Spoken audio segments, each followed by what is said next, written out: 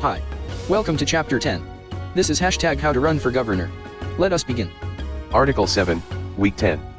County State Obligations. From each county jurisdiction the state, and in this case the governor, requires a certain structure that reciprocates administration on the state level.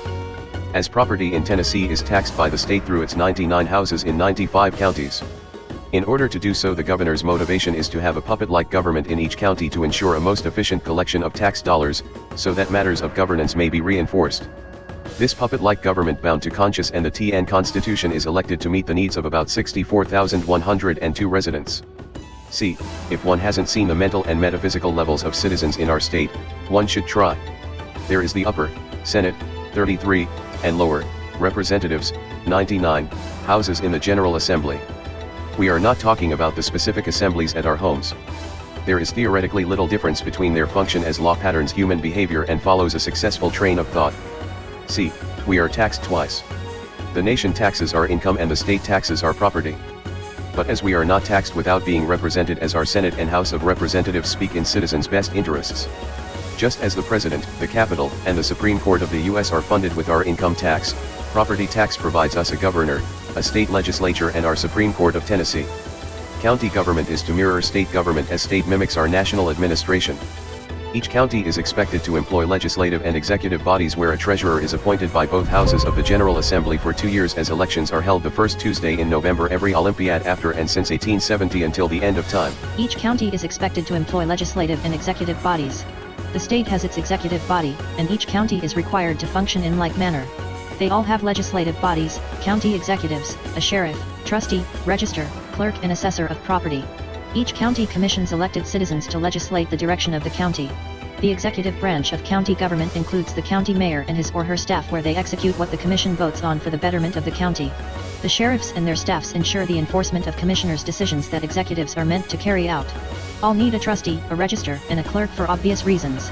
The assessor of property evaluates the values of private property to ensure the increasing value of property and consequently taxes to the state.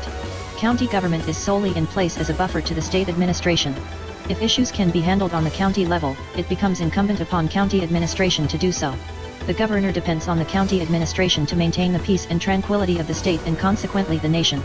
As all citizens who are taxed are also represented, and an attack on the king's men is the same as an attack on the king himself, county government protects the rights and liberties of citizens, so they may more comfortably pay taxes. County government ensures security for citizens that the state government is actually real and thus owed taxes. Each county is required to have a treasurer appointed by both houses of the General Assembly for 2 years. The position is self-explanatory, but as important as it is not a matter of preference as in an election.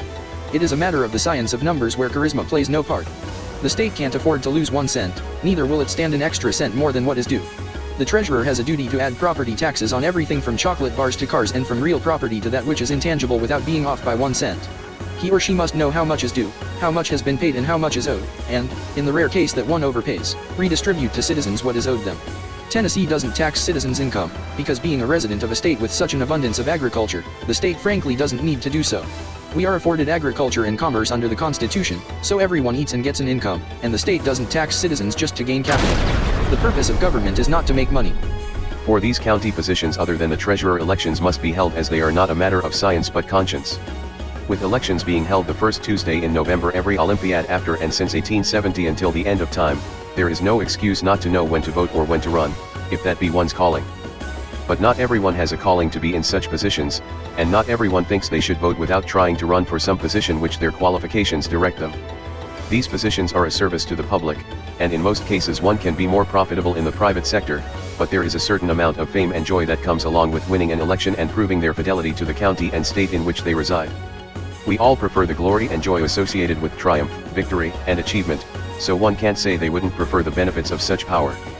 But as the more difficult and encompassing job of competing on a state level is too far from reality, the smaller arena of a county is often a more manageable task. Counties are required to employ legislative and executive bodies where a treasurer is appointed by both houses of the General Assembly for 2 years. Elections for positions other than treasurer are held the first Tuesday of November every Olympiad.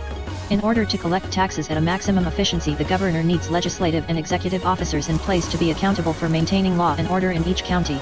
Without law and order, citizens couldn't comfortably go back and forth to work or even go to sleep at night. So, that security provided by the state is assured by the tax dollars provided.